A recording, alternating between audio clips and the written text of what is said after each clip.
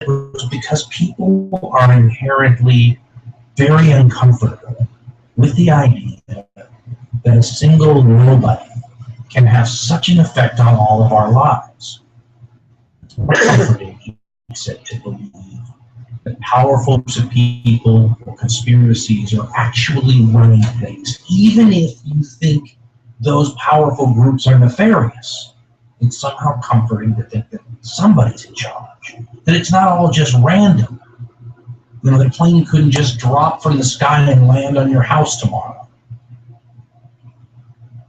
And I thought about this when I was thinking about, you know, if somebody had asked you a question, who was the most important figure in the past 100 years in terms of the world has gone the way it did? You know, you would think of all these famous people whose names almost anyone who's halfway educated would recognize. And yet what's interesting is you could conceivably put the name down of somebody who was, historically speaking, you know, a nobody. Lee Harvey Oswald, on the pages of the history books, besides the Kennedy assassination, was a nobody. He didn't do anything else of importance. But that event was huge, right? If he actually killed John F. Kennedy the way the narrative says, Lee Harvey Oswald changed the world. He changed the president instantly, right? I mean, how many of us have the potential to change who the president of the United States is? That lone gunman did, if he was indeed the lone gunman. The person who may be most responsible for the modern world, this entire world, including the 9/11 attacks that, you know, many commentators now say shape the modern world, right? We live in an era of terrorism, or the age of terrorism, you'll hear them say, without them seeming to really understand that the age of terrorism, supposedly sparked by the 9/11 attacks in the very, very, very early 21st century, themselves manifestations of an act of terrorism that launched us into the 20th century. If we actually live in an age of terrorism, as some of these people like to say, we've been living in it for more than 100 years. I think you could make the case that the most important individual in the last century is Gavrilo Princip. And Gavrilo Princip is a name very few of you recognize. How can a person of so little achievement, you know, on the world stage, be perhaps credited with creating the entire world around us? I mean, if Gavrilo Princip doesn't live, is there a 9/11 attack ever? And if that was all he did, wouldn't he be important? That is the reason there was a Second World War. Because Gavrilo Princip is the reason there was a first. And to be fair to Princip, if you could have gone to him and shown him the ramifications of what that one day would do to the world, I think he'd be horrified. He wasn't trying to unleash a global world war. He just became the latest example of someone pulling the trigger in a giant historical game of Russian roulette. A trigger that had been pulled several times already with nothing, happening. Who would have thought that the time that Princip pulled it, that would be the time that the metaphorical revolver pointed at the skull of the old world shot a bullet into its brain? Perhaps Princip and his compatriots would have thought that sometimes when we're trying to create a new world, you have to utterly destroy the old one. And the people in that old world were not naive about the potential for someone like a Princip to do what they did. Otto von Bismarck, one of the greatest diplomats of 19th century Europe, perhaps the greatest diplomat Germany ever produced, famously said that if there was going to be some giant global conflict, it was going to probably break out because of some damn fool event in the Balkans. The little Princip shot 2 people. The city of Sarajevo, smack dab in the Balkans. A place that Otto von Bismarck had famously said was not worth the bones of a single Pomeranian grenadier. It cost a hell of a lot more than that. And Princip becomes yet another example in history, proving to us that sometimes when it comes to something like terrorism, in this era, by the way, we try desperately to keep weapons of mass destruction out of the terrorists' hands because we're afraid they'll be able to kill more people with such weapons. We forget that sometimes It's not about how many people you kill. Sometimes it's about who they are. And often, it's not the terrorist act that changes the world. It's the response of the victims that does. Gavrilo Princip killed 2 people. He did so in a way that almost makes you believe in faith. And truthfully, I'm not much of a faith believer. But one of the things I like about history is how it forces me to challenge some of my own preconceptions and certainly make me think about other possibilities. I've always thought, for example, that history unfolds for chaotic reasons.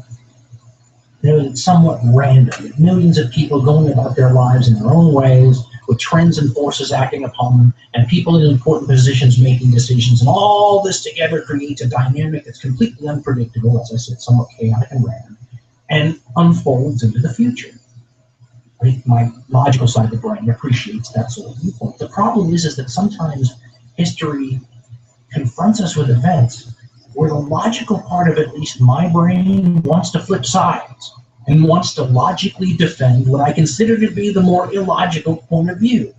In this case, the logical part of my brain will sometimes shift to try to defend something like fate, or destiny, or predetermination.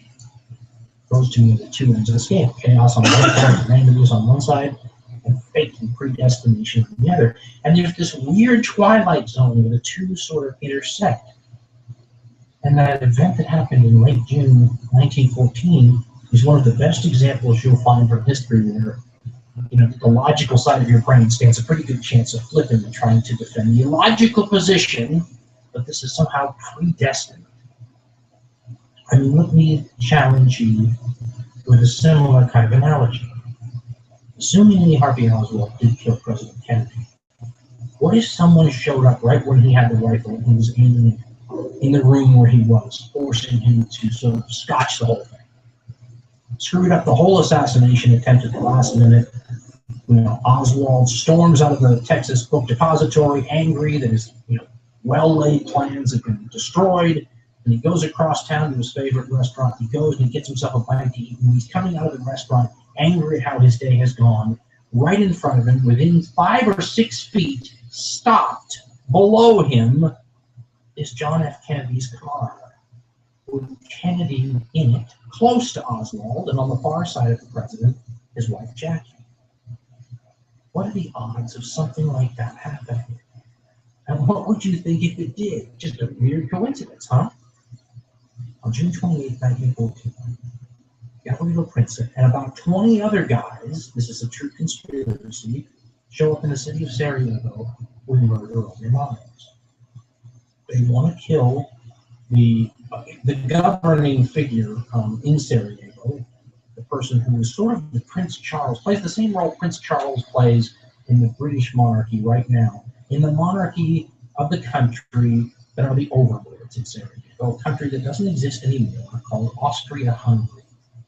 And Austria-Hungary is led by a really old, very well-loved guy named Franz Joseph, who's going to die soon because he's very old. And the person who will take over when Franz Joseph dies is this guy coming on a visit to Sarajevo, the Prince Charles of his country, although unlike Prince Charles, whose role is completely ceremonial, this guy will actually have some real power when he gets the throne. And for some, now when you look back on it, it looks like a stupid reason, this guy, whose name is Archduke Franz Ferdinand, has decided to go to Sarajevo and watch military maneuvers, which happen to coincide with the anniversary of the most emotionally important, heart-wrenching, battlefield loss in all Serb history, the Battle of Kosovo, way back from hundreds and hundreds of years before this time period. Serb nationalists, and the Serbs are very, very patriotic today, even more so back in 1914, look at this as a slap in the face. To them, Sarajevo is Slavic and should be part of at least a pan-Slavic country, or maybe part of Serbia. There have been Balkan wars for the last decade, concerned with many of these nationalistic areas, and it had been in the hands of the Ottoman Turks, who the Slavs definitely feel shouldn't have been running the place, the hands of the Austro-Hungarian Empire, which the Serb nationalists still don't feel should be running the place. And now the Archduke was coming on the anniversary of this historic defeat, from the Serb nationalist viewpoint, to rub their nose in the fact that Sarajevo is still held by a big non-Slavic empire. You're going to make Franz Ferdinand pay for that. And in a remarkably similar situation to the Kennedy assassination, Ferdinand's route for his motorcade is published ahead of time. He's going to be arriving and going down the main boulevards in an open car with his wife sitting next to him. These 20 or so assassins line themselves up at various intervals on this parade route and plan to kill the Archduke as soon as they can. The Archduke's car is either going too fast, or there are too many other Serbs in the crowd nearby the first few assassins, so the first few assassins don't try to make a run at him. Eventually he passes one guy who runs out from the crowd with a bomb, really more of a hand grenade, you would describe it today, and he flings this hand grenade at the Archduke's open car. In a very athletic maneuver, the Archduke sees it, ducks behind the door of the car, the hand grenade thing bounces off the car, hits the concrete on the street, and the fuse doesn't detonate until the next car in the motorcade has passed over. It explodes. Some 20 people are badly hurt, blood on the street, the whole thing, chaos, the crowd scatters. Obviously, the parade is over. The would-be assassin shoves a cyanide pill into his mouth and runs down into the side of the street and jumps in the river. But the cyanide pill is effective and only makes him vomit, and the river is only about 6 inches deep, so they capture him very quickly and run him off to be interrogated, and basically the whole day is now scotched. All the other assassins along the parade route have had their chance spoiled, and everybody breaks up and goes their separate ways. And the motorcade, takes off in a couple of different directions. The injured are taken to hospitals, and the Archduke goes to the local magistrate's residence to lodge a complaint. So you think, okay, there's a bullet dodged, literally. So after complaining to the local authorities, the Archduke decides, instead of just leaving town, he almost got killed. But instead of leaving town, in a very heroic sort of move, he decides, no, he needs to visit the people injured in the bombing. So he's going to go to the hospital. And he gets back into the open car with his wife. And they speed off toward the hospital to talk to the wounded, comfort the wounded. The local authorities are worried, as you might imagine, so they give him some extra security, including one guy who's a member of the local aristocracy account named Franz von Herat. And Herat takes a position on the running board right by the Archduke's side of the car, and they speed off for the hospital. Now, no one knows where the Archduke is going now. None of the people who are, would-be assassins or anything, this is not a published route. Nobody knows that the Archduke is heading in this direction. So the car drives toward the hospital. Meanwhile, Gavrilo Princip has gone to get a sandwich. His day has been totally destroyed. Couldn't have been any good. He must have felt like they failed somewhat. And the driver of the Archduke's car, not really knowing the route very well, turns down a street, realizes he's on the wrong street, and reverses the car. But this is 1914. Cars are relatively new. Simply reversing the car could stall the engine, which is exactly what happens. He tries to reverse the car, the engine stalls, and there it is sitting, not moving, and they're trying to get it started again. And out of the restaurant where he'd gone to get that, I guess you could say, consolation sandwich to make him feel a little bit better about how his bad day went, steps Gavrilo Princip, who looks up and sees his target from a little while ago 5 feet away from him, immobile, and slightly below him in an open car. And he whips out his pistol and shoots him and his wife. What are the odds of that happening? It's considered to be one of the most wild coincidences in all of human history. And we sometimes forget, because it's such a monumental historical moment, that this is still a terrorist attack. And it was quite upsetting to be a witness or live through. Part of what makes these things seem so unreal is that we only have grainy black and white footage of even the events before that. You can go see movies where you can see the Archduke and his wife getting ready to go into the motorcade, and you get an idea of what they look like, and it's all kind of moving a little too fast the way those old-fashioned movies were and everything. And it just doesn't look real.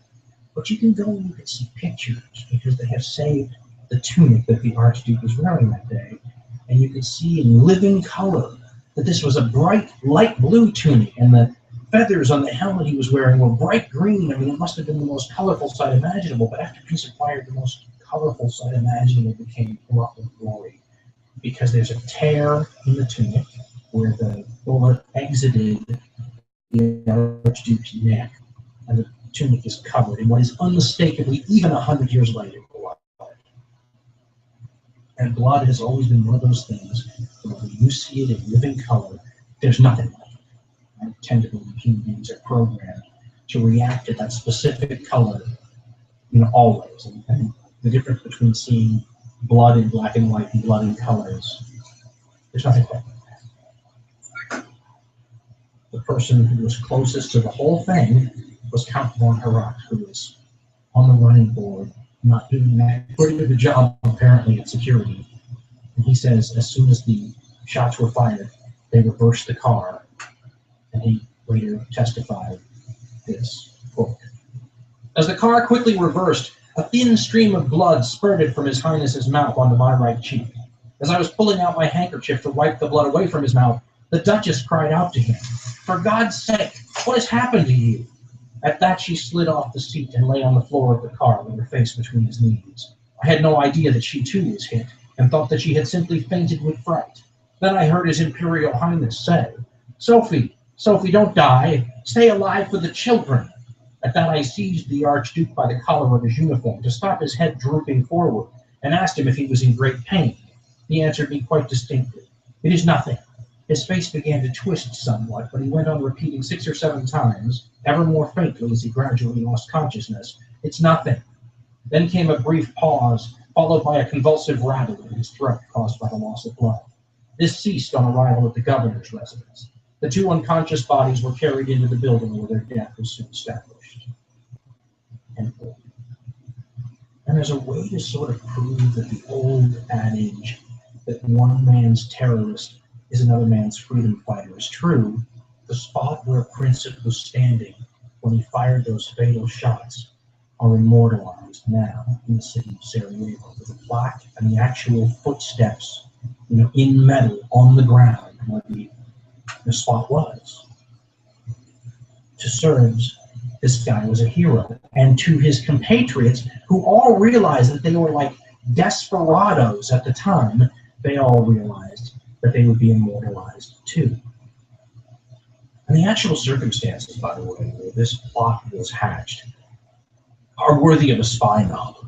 And it's hard to believe it hasn't been romanticized to some degree, but nevertheless, if you ever do the definitive big screen dramatization of World War I, the whole story, I think you want to start your movie off with that scene inside that Belgrade cafe. Obscure place, kind of run down, lit only by candlelight, with a group of 19 and 20-year-old guys at a table. I always have to remind myself how young these people are. Not old enough to legally drink alcohol in the United States is how old these people are. And then we're told by people who were there that what happened is one of their member comes in the door, sits down at the table with them, and has a package with him. And he opens up the package, and inside is only one thing, a newspaper clip. No note. They're not signed it by anybody, no directions, just a newspaper clipping, and the clipping announces the imminent visit of the Archduke, Franz Ferdinand, to Sarajevo. One of the people who was at that table and lived to grow older and write about his experiences after he had time to go from terrorist to patriot, a guy named Borjo Jeptic. And if I mispronounce that, by the way, let's just get used to that. This is going to be perhaps the most linguistically and accentually challenging show I've ever done. I'm sure it may go into beautiful languages. First and foremost, French. So my apologies to all of you in advance. I'm sorry. I have limitations and they're going to do all.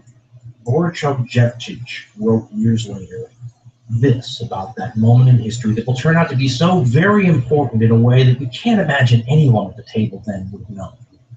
They didn't know they were pulling the trigger again in that Russian roulette game, and they certainly didn't know that if they were, that was the time there was going to be a bullet in the chamber. Jepsit wrote, after the fact, quote, "A tiny clipping from a newspaper, mailed without comment from a secret band of terrorists in Zagreb, a capital of Croatia, to their comrades in Belgrade, was the torch which set the world afire with war in 1914. That bit of paper wrecked old proud empires. It gave birth to new free nations. I was one of the members of the terrorist band in Belgrade, which received it. And in those days, I and my companions were regarded as desperate criminals. A price was on our heads. Today, my little band is seen in a different light, as pioneer patriots. It is recognized that our secret plans, hatched in an obscure cafe in the capital of old Serbia, have led to the independence of the new Yugoslavia, the United Nations set free from Austrian domination." Now, ever since that time, people have been wondering how connected that group was to outside entities. They're just a bunch of, small little self-organized terror groups put together by a bunch of young kids, or are they working for a larger entity? Today, we would ask whether or not they were an example of state-sponsored terrorism. Was there a power behind this group, a rival power? And to understand how big of a deal this could be in a Europe that was already kind of unsteady and stressed in terms of stability, imagine the United States president, a president or two from now, controversy down the road, is assassinated. And we have all the shock and anger and desire for retribution that comes with that. And then very shortly after an assassin is captured, we figure out that that assassin is working with the intelligence service, our most antagonistic enemy. Think for a second how America would have reacted if Lee Harvey Oswald had been a hitman for Moscow and that came to light, which, by the way, is not that outrageous a thing to consider when you look at Oswald's ties to the Soviet Union and Cuba. Think about how the American people would have reacted, regardless of what the facts were, if they thought that was the case. And it's interesting to note that that's only a year after the Cuban Missile Crisis, a year after World War III is potentially dodged. What do you think the leaders of the United States, after Kennedy's assassinated, are worried about in terms of worst-case scenarios? Do you think it might have occurred to them, men who by the early 1960s had grown up during and in the immediate years after the First World War, do you think they might have been seeing in their mind's eye history repeating itself? A world leader killed by a gunman in an open car with his wife sitting next to him in public by a young person maybe working for a foreign government, and then having the world spiral out of control despite what the major players may have wanted? Do you think the people around Kennedy might have worried a little about how that might have turned out? Because those guys in that cafe very well may have been working for the Serbian intelligence service. There's been a lot written about this. No one knows for sure. They certainly have ties to groups that the United States today, we were ranking groups from 1914, would probably call terrorists. Groups like Young Bosnia and another one called the Black Hand. And these groups had ties sometimes to the Serbian intelligence service. So you can believe the historian or the investigator you want to believe. It's a hot button issue. Nonetheless, it isn't so important what really happened, just like it isn't so important whether or not Oswald was working for the Soviet Union. What's important is, what did the people on the ground affected by this think was happening? The U.S. public thought Oswald was a hitman from Moscow. What happens then? The Austrians thought the killing of their heir to the throne was an act of state-sponsored terrorism. And if it wasn't, make the case that it was anyway. There's really no doubt that the Austro-Hungarian Empire wanted to deal with this Serbian problem that had been bedeviling it for some time, once and for all. To be honest, it's hard to blame them. The Serbians and the Slavs will counter with the idea that the Austro-Hungarians had not possessed this territory for very long. Bosnia-Herzegovina and places like Sarajevo had not been Austro-Hungarian for a long time. Nevertheless, You try to think of what nation state on the planet could put up with a nation over their border fomenting revolution in their country and eventually killing their public figures. I mean, imagine, if you're an American, this happening in the United States. Imagine, say, Mexico, creating instability and unrest and fomenting subversion and revolution in places like southern Texas and southern New Mexico and southern Arizona, southern California, and then eventually these revolutionaries that have been egged on by the Mexican intelligence service kill a major U.S. public figure. How long do you think the United States would put up with something like that? The reason it becomes so important, though, is because of all the many controversies in this story. One of the most enduring and important is whose fault everything that's about to happen is.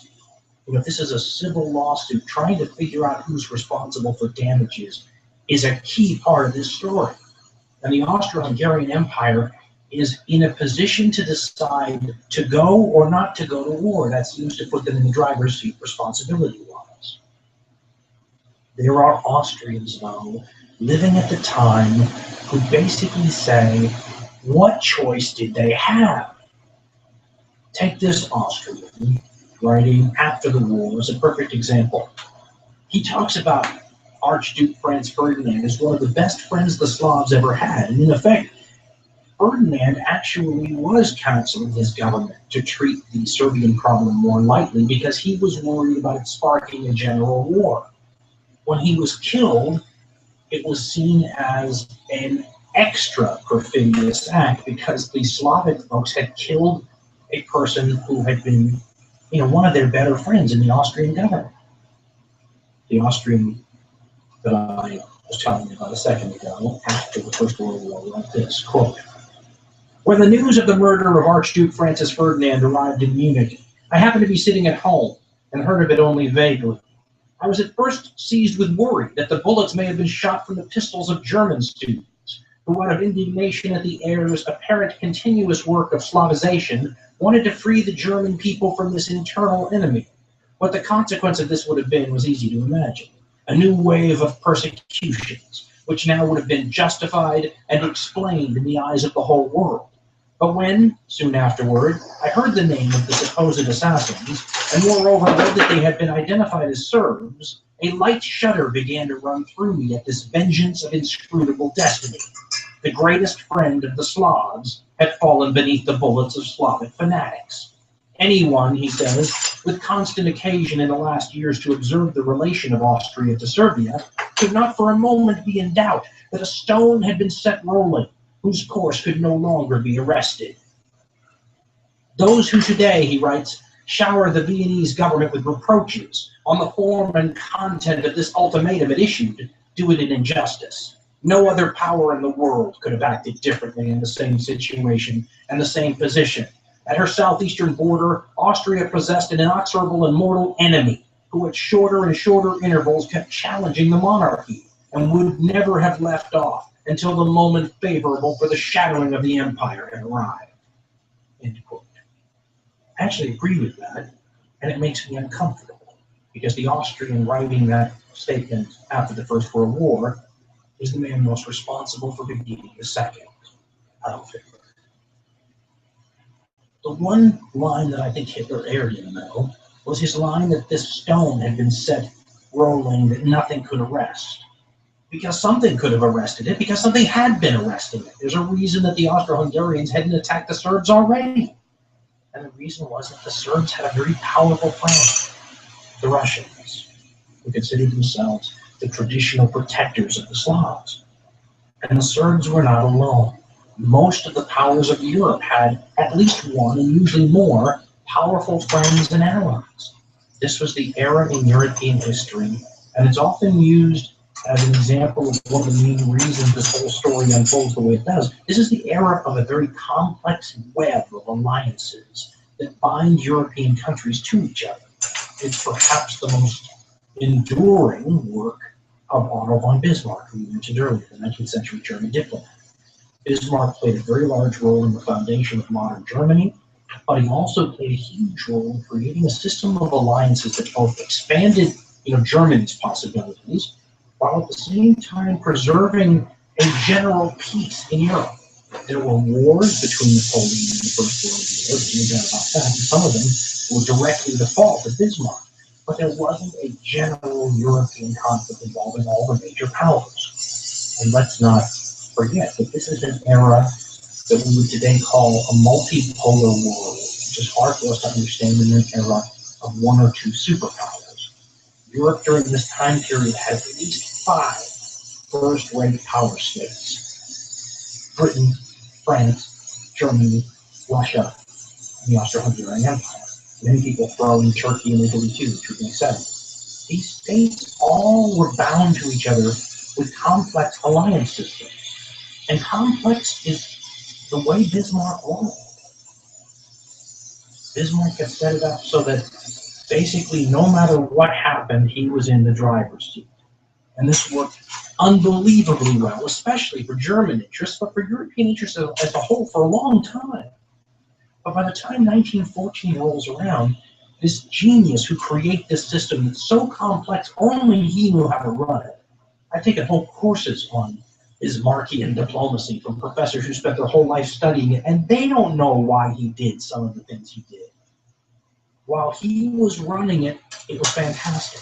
By the time 1914 rolls around, he hasn't been running it for some time. He'd been fired by the leader of Germany, and now this complex machine that the genius of Bismarck had created and run was being run by people who couldn't carry his jockstrap, is what we used to say. It was inevitable that something like that would break down. The reason that the Austro-Hungarians didn't just march into Serbia, the minute they found out that the Serbs were responsible for killing their heir to the throne, is that they knew that would mean war with Russia. And that is something that the Austro-Hungarians were not prepared for, at least not without checking with their main friend on the world stage and finding out, what they would do in that situation. Their main friend on the world stage was the German Empire.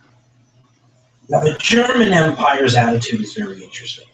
The first thing I have to keep reminding myself about the German Empire during this era is that it's relatively young. It's a new country almost. It was only founded in 1871. That's like 40 years before this era. And it wasn't just a new country. The minute it was proclaimed, and that's how it happened, you didn't proclaim England, you didn't proclaim France, but Germany as a modern nation, there was like a day where people signed papers and, okay, the next day, as of tomorrow, Germany exists. And the minute it existed, it was the most powerful land power in Europe.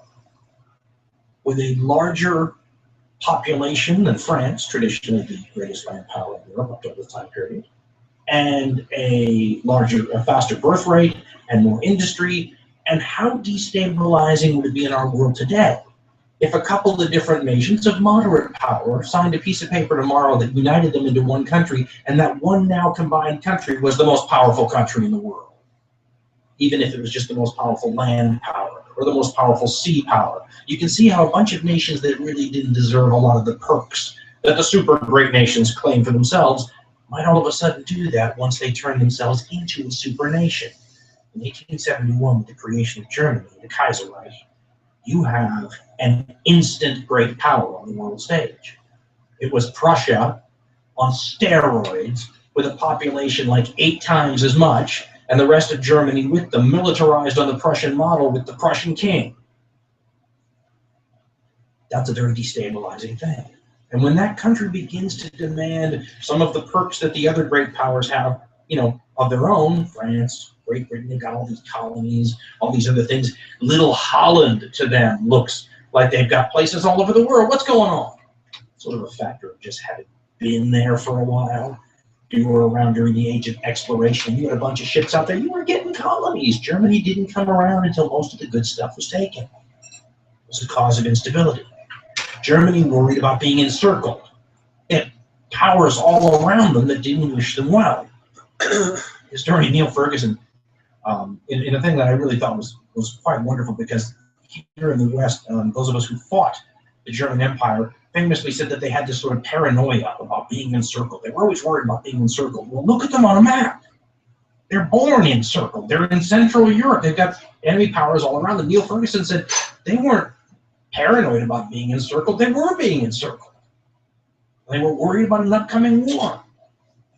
And up until Otto von Bismarck goes away, he had neutralized Russia. That was like one of the main things in his diplomatic alliance system. Keep the Russians happy. He said, in a 5-superpower world, make sure your country's one of 3, right? So it's always 3 against 2. And Russia was always to be kept on your good side. When he is sacked, and basically the foreign policy begins to be heavily influenced by the German Kaiser, the emperor. Kaiser means Caesar. So imagine calling your emperor Caesar in 1914.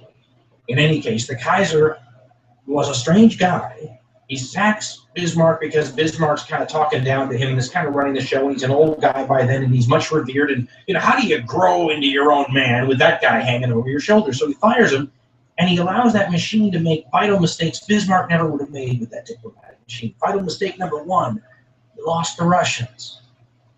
He intentionally drove them away, basically, right into the hands of the French, the historic German enemy, the one that they had beaten in the Franco-Prussian War in 1870, 1871 that allowed them to proclaim the German Empire, which they did in the French Palace of Versailles, which is sort of rub your nose at you kind of thing. The Germans and the French assumed they'd fight each other again someday. Now the French were allied with the Russians, and now the German fears have encircled and have become a reality. The Germans have been trying to plan for what they're going to do with a war, against an enemy to their west and another enemy to their east at the same time, right? How do you do that? And now the situation in Austria boils over, and the Austrians say to the Germans, listen, if we get into a war with Serbia, Russia's going to attack us. If Russia attacks us, where do you stand? And the Kaiser, this is controversial, but traditionally the Kaiser is supposed to have told the Austrians to go for it. Get Serbia done now. And some historians, again, this is all very controversial. Everybody has a different opinion.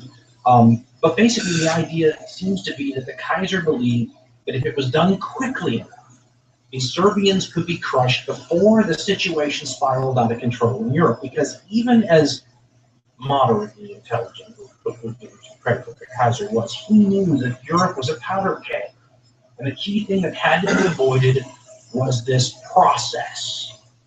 Almost a machine, the cranking up of a doomsday device that everybody who'd actually been present when the thinkers who dealt with the doomsday device explained what the doomsday device did, understood that once the trigger on this thing was pulled, it was going to be really hard to turn it off.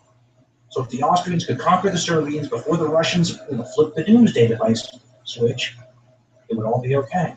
Again, a lot of controversy in this, because this is again another one of those places where the war guild question hinges. Did Germany tell Austria to go crush Serbia, and who cares if the Russians attack everybody? But of course the problem wasn't that it would just involve the Russians attacking everybody. Because of that complex web of alliances we talked about earlier, other countries were going to get dragged into the conflict. This was something that was well understood by the intelligent heads of Europe. Take, for example, the British Prime Minister during this time period, Herbert Asquith. Asquith wrote a letter, a private letter that's come down through the history books, right after Serbia receives the ultimatum from Austria. And Asquith writes, quote, Austria has sent a bullying and humiliating ultimatum to Serbia, who cannot possibly comply with it, and then demanded an answer within 48 hours, failing which she will march. This means almost inevitably that Russia will come to the scene in defense of Serbia and in defiance of Austria. And if so, it's difficult for Germany and France to refrain from lending a hand to one side or the other, so that we are in measurable or imaginable distance of a real Armageddon. Happily, there seems to be no reason why we should be anything more than spectators. End quote. Well, that turned out, obviously, to be wishful thinking on the British Prime Minister's part. But historians like Neil Ferguson, who write revisionist works like Rapidity of War, have suggested that if the British had stayed out, we'd have a better world today, for all sorts of reasons. And he knocks off many of the biggest events of the 20th century, the most horrible, saying this never happens, that never happens, that never happens, if Britain stays out of the war. Britain can stay out of the war because they don't have a hard alliance with anyone. They're not caught up in that web of alliances. Well, not too much. They have an understanding with France, an understanding with enough wiggle room so that there was a lot of talk in Britain about do we or don't we get involved in this whole thing. This whole thing was something that hadn't happened in 100 years in Europe, a general European war. It hadn't happened since Napoleon, since Waterloo. And that war was so terrible. Not just that war, the entire Napoleonic Wars and the Wars of the French Revolution, that era, from like 1789 to 1815, so awful in terms of military destruction that a lesson had been taught to the crowned heads of Europe. And the lesson was, war's not as much of a game anymore. It's no longer, these small private armies that we move around our European chessboard and, oh, I lost to you, so you can have this province, and then the next time I'll beat you and I'll take that province back. Nobody was trying to topple the regimes. It was, if anything, gentlemanly warfare, if there's ever been such a thing. It's been called in the history books limited warfare or restricted warfare.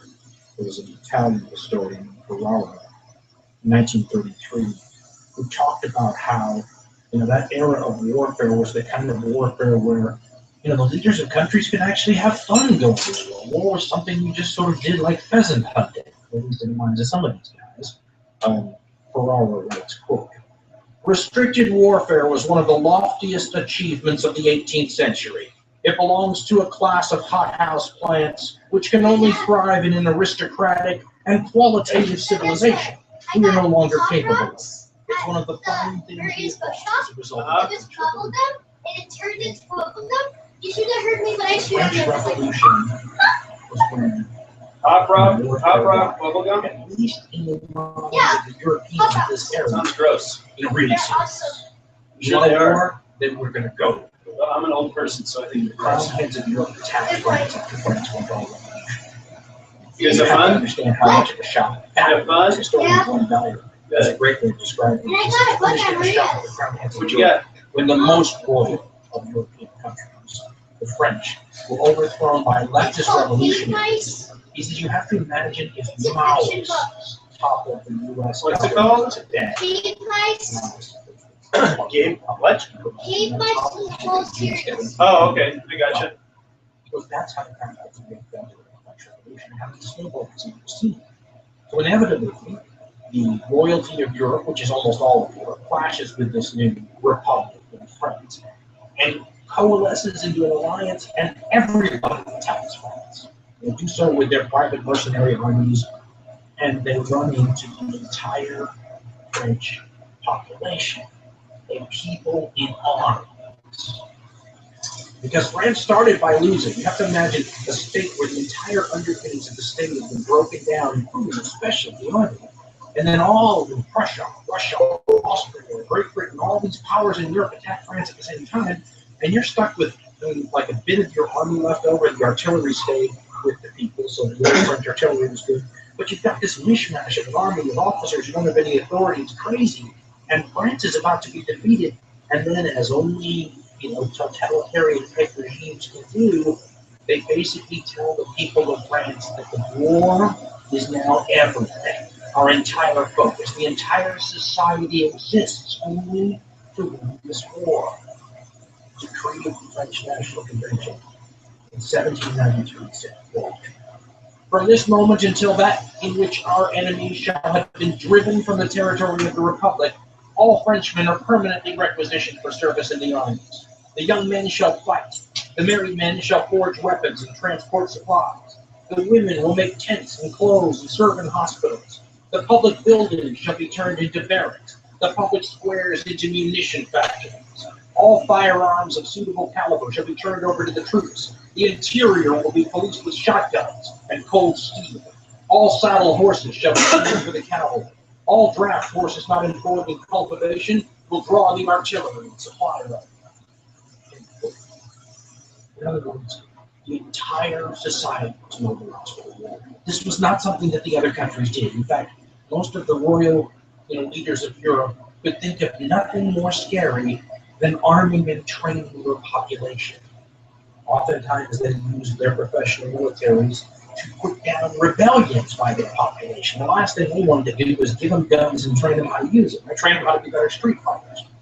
It wasn't going to happen, but the French had a different kind of society, one that was supposed to be run by the very, low-born people. Everybody was in this together, and you combine the willingness to throw human life out there on the battlefield in almost endless numbers. You didn't have to pay these people either. You could just say, I'm sorry, you're out of work right now. You're going to the front and steal some chickens from some farmer on the way. This was crazy. And all of a sudden, the French were able to expend lives on a scale that was unprecedented and to create armies that were enormous. I mean, look at Alexander, probably the greatest conqueror in all world history. Alexander conquers a very large chunk of the known world and a decent-sized chunk of the unknown world at the time, with an army that numbered anywhere from 40 to 90,000. Okay? It was obviously huge. But imagine if Alexander could have used a historical Xerox machine to duplicate that world conquest. So that now he's got 40 to 90,000 lunar armies, roughly comparable to each other. Now imagine he doesn't hate. And then duplicates it again. You got enough times to where you've got 1.2, 1.3, 1.5 million men, maybe eventually closer to 3 million men. And now you've given Alexander the Great a 20th century army. A 20th century army is many, many armies from the past. The French Revolution really starts. And you start putting so many troops into the field that it doesn't matter that they're practically incompetent, that their lives are wasted, that they're turned into cannon fodder as Napoleon, who will inherit this people's army, that will conscript every man they want to conscript as long as they need them to say, troops are going to be killed. And as Napoleon famously said to the Austrian diplomat, Count Metternich, you cannot stop me. I spent 30,000 lives a month. If any of the major powers, except Russia, in Europe at this time, lost 30,000 a month, it would be considered quite a blow. Napoleon lost 30,000 men a month as a matter of course, because he had a new kind of power. He had people in arms, and in order to beat him, the other countries of Europe had to do the same thing. As the German Field Marshal Blücher told the government after the Prussians had been defeated by Napoleon, give me a national army. Give me what he has.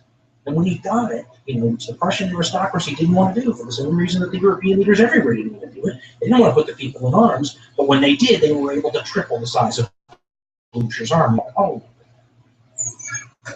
creation of a nation in arms was the first step in creating the modern war machine. Because now all of a sudden, life was cheap. Not only was life cheap, but the modern nation state was now deep enough to be able to truly take a punch. And this is what sets the modern militaries off and the modern states off from the ones in ancient times. In ancient times, very few states could take a punch, to use a boxing term. Many of them could dish it out. And you take a state like the Achaemenid Persians, those who fought for the Spartans at Thermopylae and all that. The Persians could dish out really good blows, but they couldn't take very many good blows. Most nations in the past couldn't. That's why if you look at a book, the greatest battles in history, if it's beyond, about 150 years ago, sometimes the great battle is the only battle. Wars are won or lost on one big battle because the nation states couldn't take too many punches. They couldn't re-raise armies. The state just couldn't support it. Once France turns the entire nation into the war effort, nations can take punches better. In the past, the Mongols and the Chinese could take some punches. The Roman Empire could take punches. That's what set those nation states in the past apart from most of their enemies. Right? They had more staying power. They had modern staying power. The French Revolution teaches all these states to have modern staying power. The only problem with modern staying power is that the killing can go on longer. In boxing, they always feel like an early knockout is more merciful than a long match, because in a long match, you take a lot more punishment. Well, in a funny way, if everything could be decided in one big horrific battle, at the start of a war, that is a lot less costly over time than a 4 or a 5 where both sides grinding each other down to the nub. The Napoleonic Wars created multiple states in Europe capable of fighting until they were ground down to the nub. which meant a lot more damage and destruction if these wars could be a halt. The modern nation state provided the support that the militaries that involved entire peoples in arms needed to keep the struggle going, for long periods of time. One half of the equation necessary to create the modern war machines. The military historian from Dialogues, right after he talks about the human costs of these long Napoleonic wars, he says, quote, almost as important is the fact that European society did not break down under the strain. There was hardship, but no starvation. And the warring powers were able to keep at it and keep their people at it, year after year, with no end in sight. The European states had developed the wealth, the organizational techniques, and the methods of motivation needed to fight mass wars with a degree of popular participation that no other civilized society had ever even approached.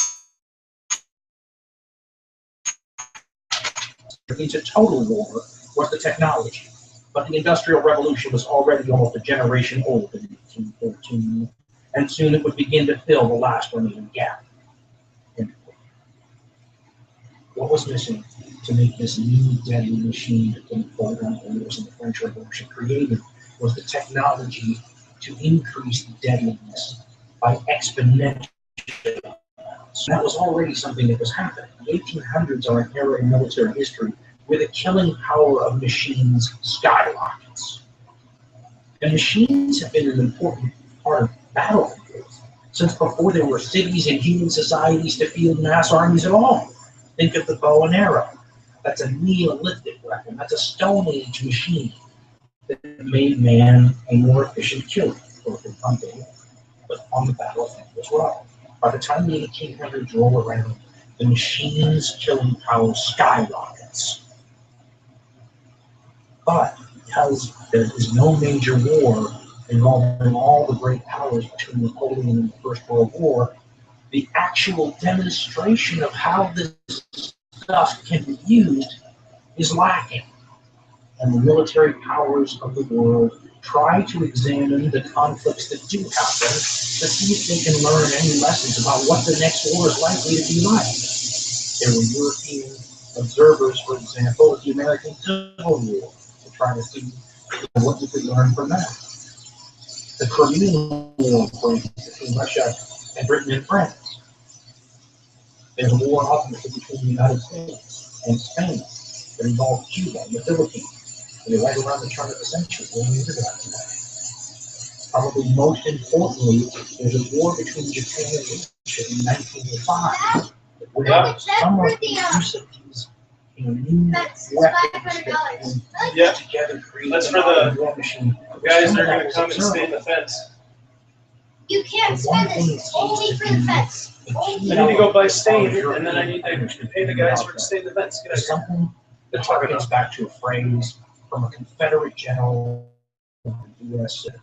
warfare was to get there firstest with the mostest.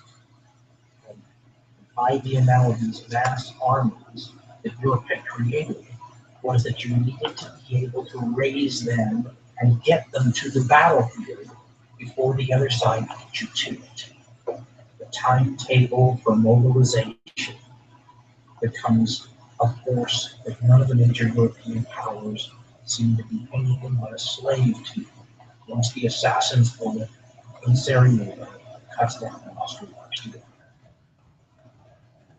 When the Archduke is killed by Fritzi, he does the equivalent of pulling a pin on a hand grenade. Imagine trying to hold negotiations to ward off an explosion with a guy who's already pulled the pin on a grenade, like with a limited amount of time to convince them of anything. Winston Churchill, during his life, famously said that jaw was better than war. And negotiations are better than war. But if the person's already pulled the pin on the hand grenade, you have a very short window of opportunity to avoid the inevitable. And that's where Europe finds itself after the Archduke is murdered. Everybody's worried about the same thing, too. There's an old phrase, the peace movement years ago, 1960s, early 1970s, where they would say, what if they gave a war and nobody came? Well, the military planners in Europe at this time period are worried about something a little bit different. What if war breaks out, and on the days that hostilities commence, only one side's got their army ready? If it takes you 30 days to get your reservists in uniform to the mustering point, to the battlefield before they're ready to fight, how big of a deal is it if it only takes your opponent 15 days to do the same thing? This puts a huge crunch, time-wise, on everybody in this story, and constrains the ability to negotiate your way out of the situation. Everybody feels like, okay, the first person that flips the mobilization switch, we all go, because nobody wants to fall behind. The Germans have constrained themselves even more time-wise by the way that they have found a solution to their terrible dilemma of how do you fight a two-front war. Once you violate Bismarck and keep the Russians on your side, and then the Russians and the French, and when war breaks out, you're going to be fighting the French in the West and the Russians in the East at the same time. And in the intervening decades, the fantastic German general staff had figured out a way to not just survive that situation, but to win that war. But it involved exquisite timing, which further constrained the amount of negotiation you had before the grenade went off. The timing involved taking advantage of the fact that everyone thought the Russians were going to take forever to mobilize.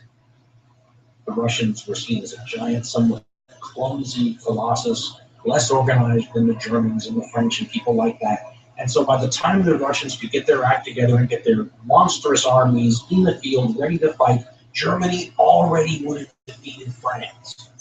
The entire plan for action involved throwing almost all their weight against it, and then turn half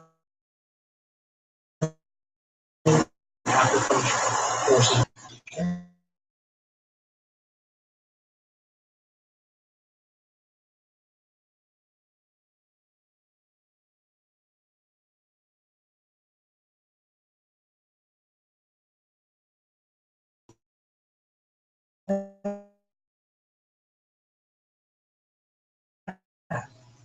Is it meaning that the French were coming at some time, and the only thing out of deal with was to attack them. But concerned with that, it involved attacking countries.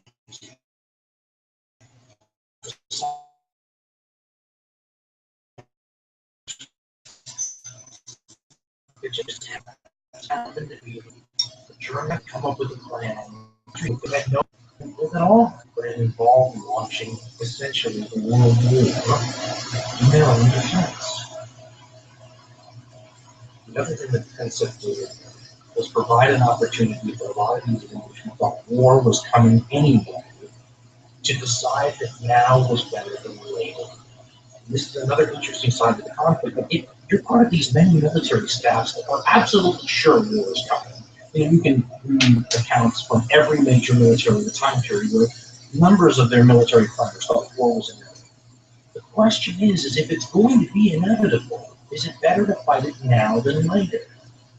The Germans were under the impression that the Russians were on their way to superpower status, which if you look at what happened in the 20th century, is exactly how it turned out. The Germans felt that by 1917, that was going to be a reality. The Russians were completing major military reforms, major transportation reforms. They were taking advantage of huge French bank loans to do this stuff. The Germans figured if war comes in 3 years, we're going to be in a much worse situation than we are now. So if it's here, we might as well do it now. We have an advantage now. We're not later. The French felt similarly about the Germans as the Germans felt about the Russians. They were looking at the German birth rate and just going, we're going to be smart. They're looking at the growth of industry, and the Germans were on a tear. So if war came in 5 or 6 or 7 years, the French are just going to be worse off. So they figured the same thing. If war's going to come, let it come now. And amidst these interesting conflicts of interest and worries about timing and all this stuff, the world sees where it's heading. You're silly. It tries to pull back from the You're a point. silly goose. But instead of having the greatest statesman Europe can produce during this time period, some of these countries are saddled with people who are like millstones around the neck of peace. People like Kaiser Wilhelm II, the Emperor of Germany.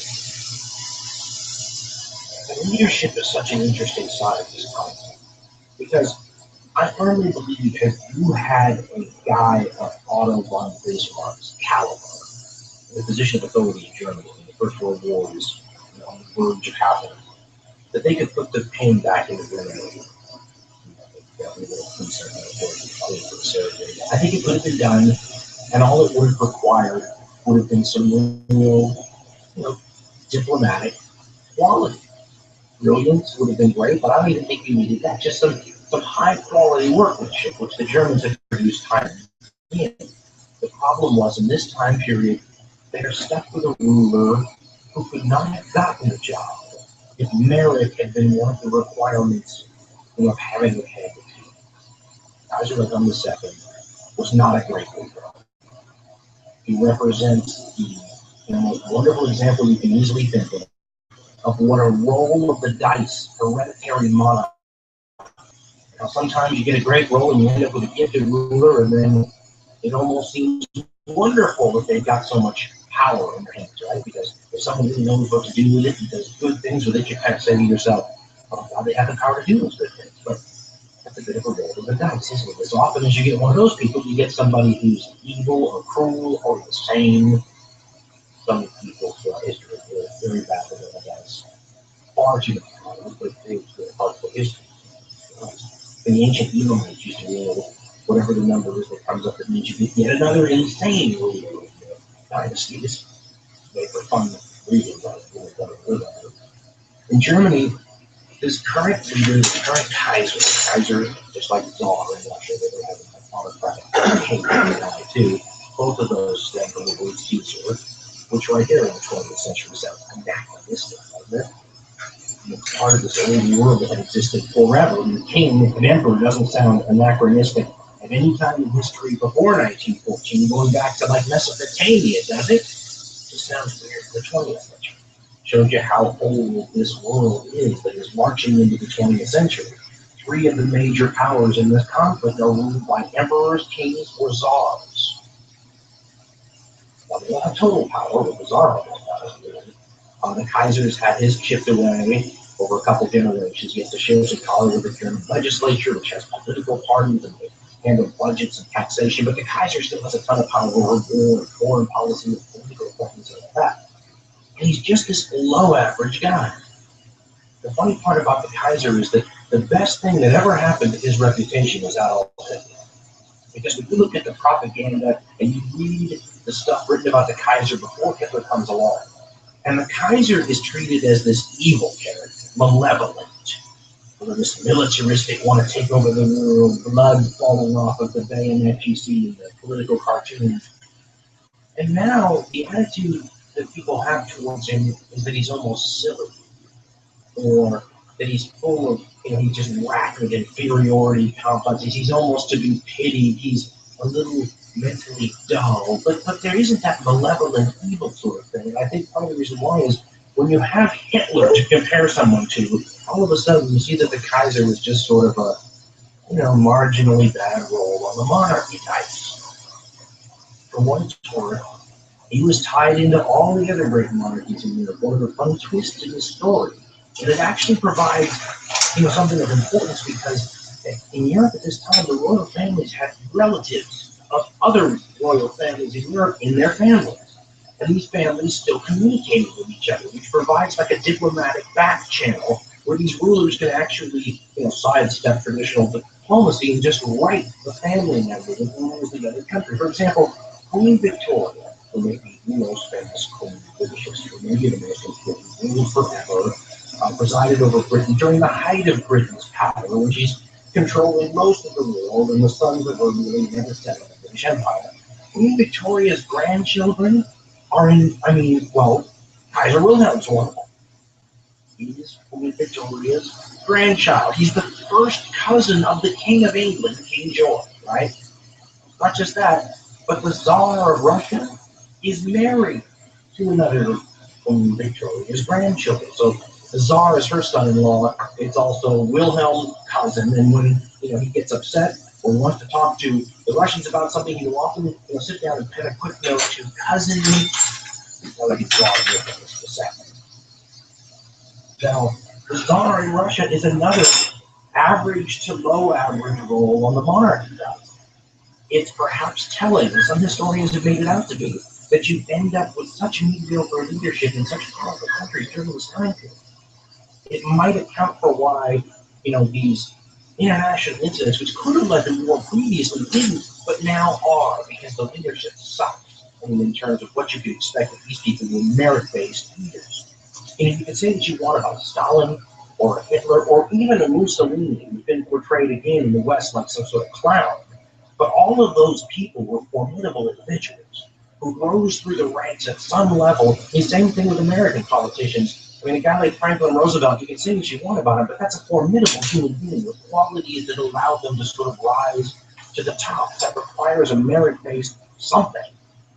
Being born into the Hohenzollern family as the oldest son doesn't require money. That's the luck of the draw. If the job of Kaiser had been merit-based, Kaiser Wilhelm II would have gotten a millionaire. And that he's the guy most responsible for putting the pin back in the grenade if war is going to be avoided here. And he famously said after he sacked Bismarck and sacked another guy, he said, I am my own chancellor. Meaning I'm going to run all this myself.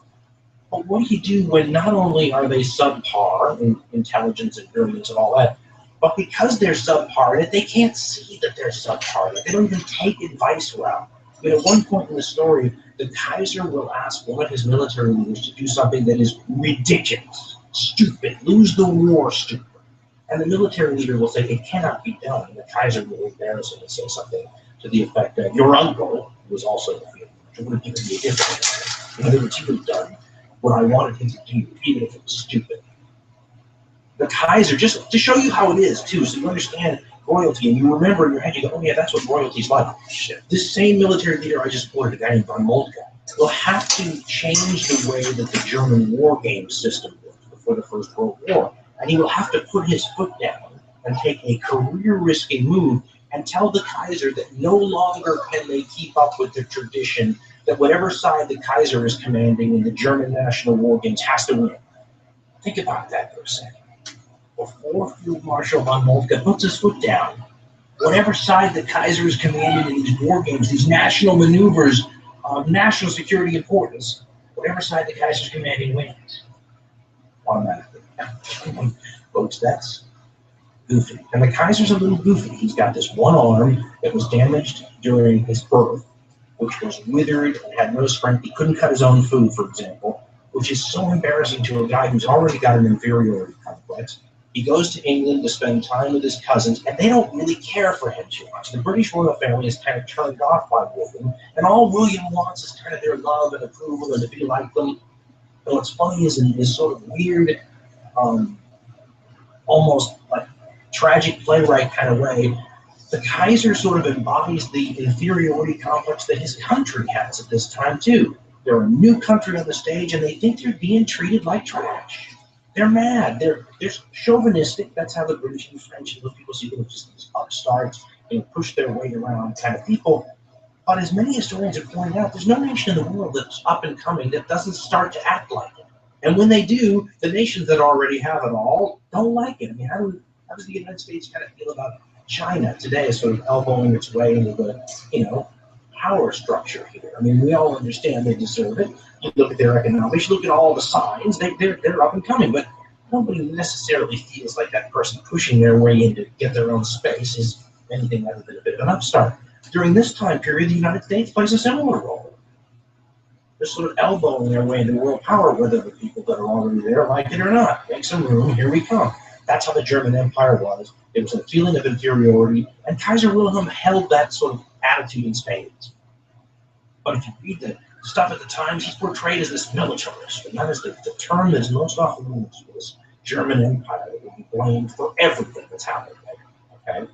Militarism. The entire latter part of the 1800s, people focused on militarism, the building of these amazing technological, deadly armaments, and the race for power. And it just seemed like the world was arming itself to the teeth. It was just going to explode, and it was these militarists who were responsible. Now, people who look at Nazi Germany and who are, I know people who are enthralled by the Wehrmacht, the precision marching, the uniforms, and this whole sort of militaristic fascist attitude that the Nazis portrayed. And I was trying to tell them that the Nazis didn't like this, that the Nazis were revitalizing regular German martial attitude. That's the Nazis. Militarism, if you don't like it, it's martial if you like it. That's what Hitler is all doing, is bringing back traditional Prussian martial practices. That goose-stepping, robotic, unbelievably efficient precision drilling and all that, those are Prussian qualities that go back to Frederick the Great. And it freaked out. A lot of the countries in Europe looked at this and they look dangerous, they look mean, they look chauvinistic, they look like they wanted to take over your country. And then they were building this giant navy now all of a sudden out of nowhere, challenging Britain, because the Kaiser had read that same book that Theodore Roosevelt read. Did anybody do more damage than Alfred Thayer Mahan when he decides to write a book on naval history? Because the Kaiser, like Roosevelt, read it, was enthralled with it, made all his admirals read it, and then decided he was going to build this fleet to compete with Britain so that they wouldn't take him for granted. Fascinating character, a perfect example of what can happen with the role of the monarch. Now, of course, all the governments in Europe, that matter, are not all monarchies and autocratic governments. There are the famous governments of France and Britain, for example. France is a republic again by this time, having tried out royalty again after Napoleon, decided that they liked the republic might be better, and you're a republic. And Britain might as well be by this time period. They still have the king and the royalty and all that, but they don't have any power. They were during this time period the way the royal family is now. Maybe gravitas, maybe more able to shift public opinion one way or the other than the more cynical generation today, which is the current royal family. But at the time, that's about the extent of their political authority. Parliament, the legislature of Britain has the power then, like they have the power now. But that creates a dynamic where the French and the British have to worry about things that the countries on the other side of the ledger or Russia don't have to worry about. They have to worry about the political situation. They have to worry about their political opponents, using the war situation as a, political issue. In Great Britain, there's quite a bit of division over this whole thing. And during this time period between when the Archduke is assassinated, which happened on June 28, 1914, and when the Austro-Hungarian government issues that famous ultimatum, a list of demands to serve, which happens on July 23rd, there's a big dead zone in there. Now, it's not really a dead zone. If you were reading the morning papers every morning in that period, there'd be war scares, comments here. There'd be something new every day to keep you focused on the crisis. But historically speaking, not much happens. What was going on was behind the scenes. A ton of diplomacy. And one of the main avenues of diplomacy were the French trying to get the British into some sort of hard agreement for what they're going to do if this war breaks out in 5 minutes. Because they don't have a hard agreement with the British. They sort of have a soft agreement.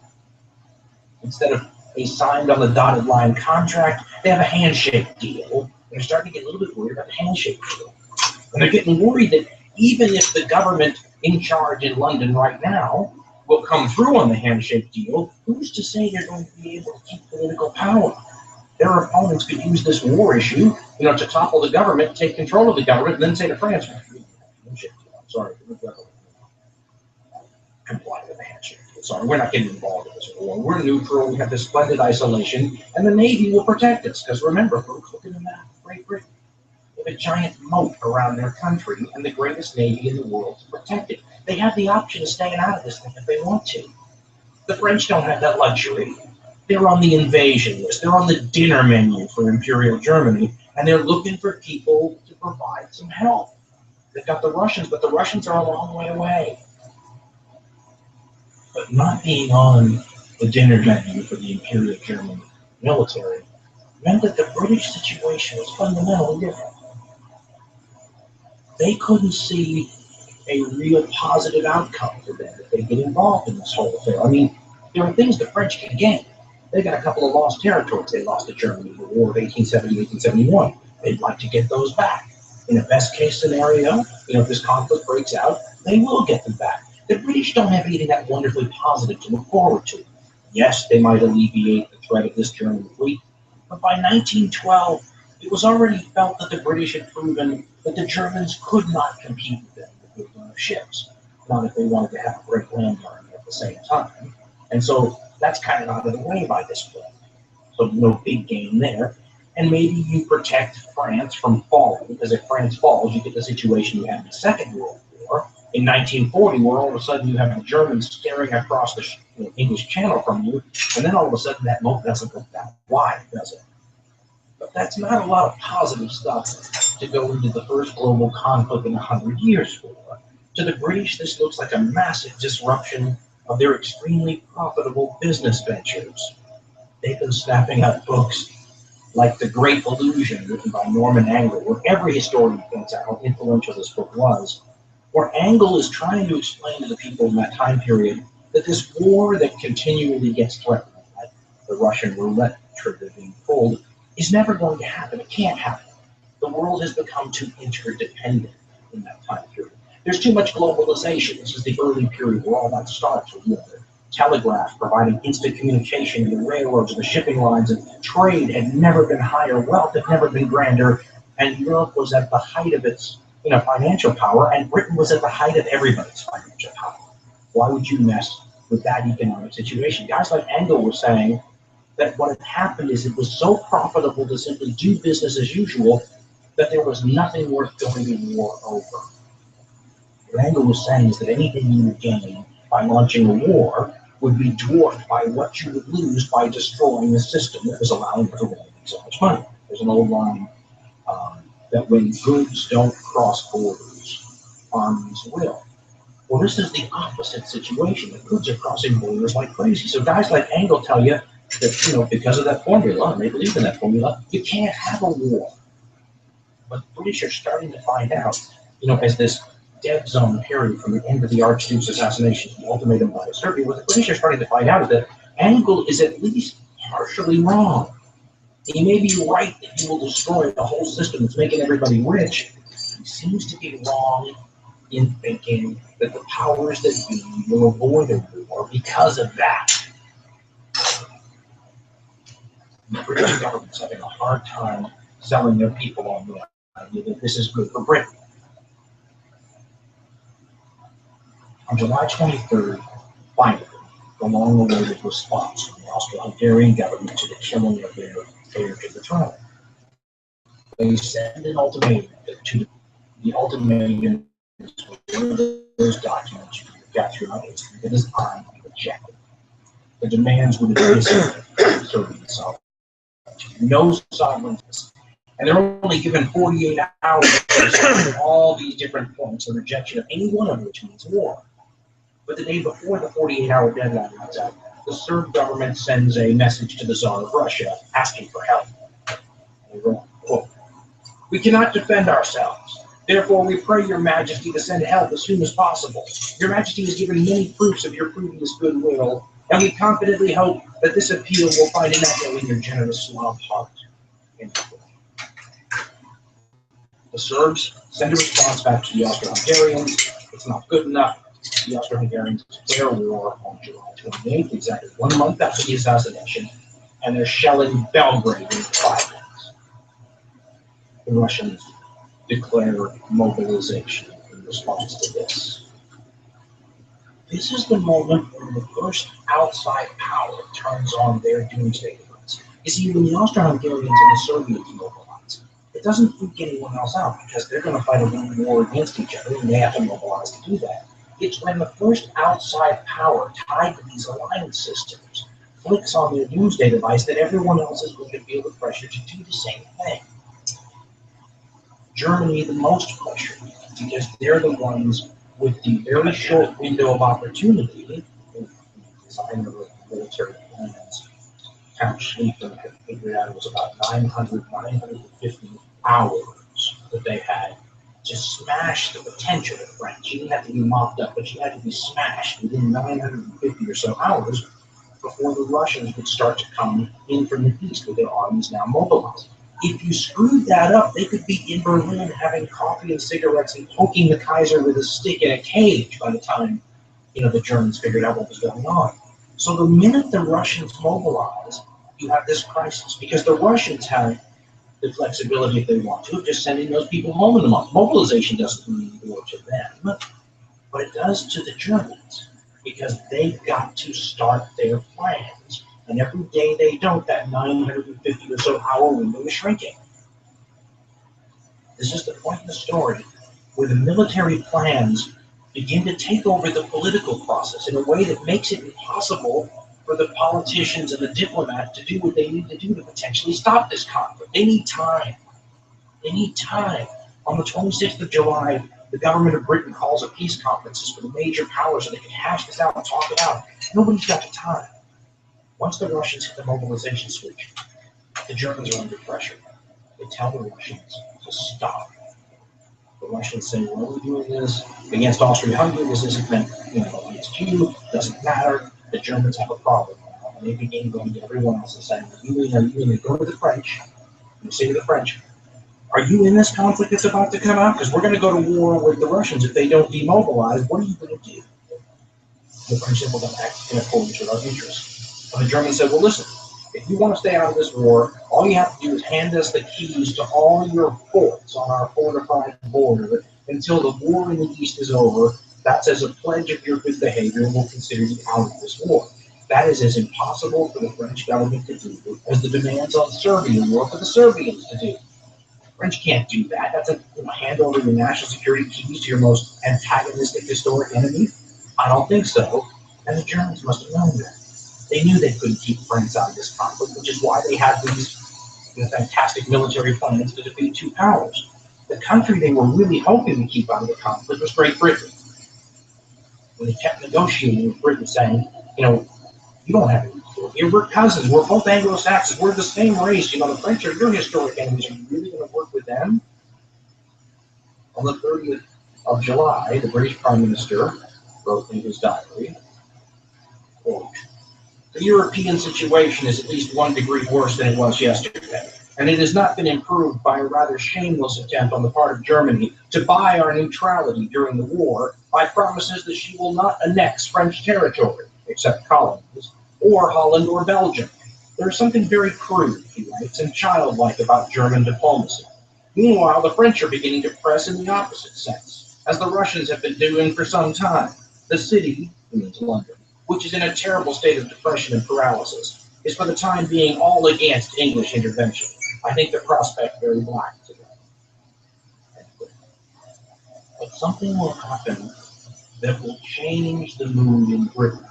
Something that will help to create a good guy, bad guy narrative in this war. As I told you earlier, one of the key issues, because this war is so important to the rest of the 20th century and 21st century history, is whose fault it all is.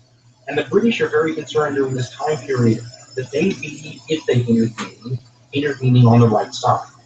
Who's the bad guy? It's going to depend on what happens.